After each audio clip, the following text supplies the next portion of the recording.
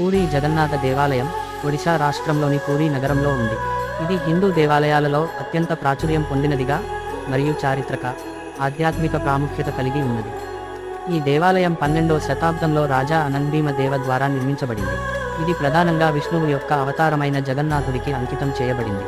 జగన్నాథుడిని అన్న, సోదరుడిగా భావించే బాలభద్ర మరియు సోదరి సుభద్రతో కలిసి పూజిస్తారు.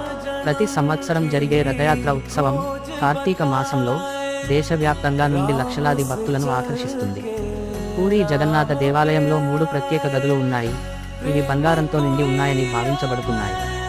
ఈ గదులు రత్నభండాగారాలు అని పిలువబడతాయి. పూరీ జగన్నాథ దేవాలయ రత్నభండాగారాలు చాలా సంవత్సరాల పాటు భద్రతా కారణాల వల్ల మూసి ఉంచబడ్డాయి.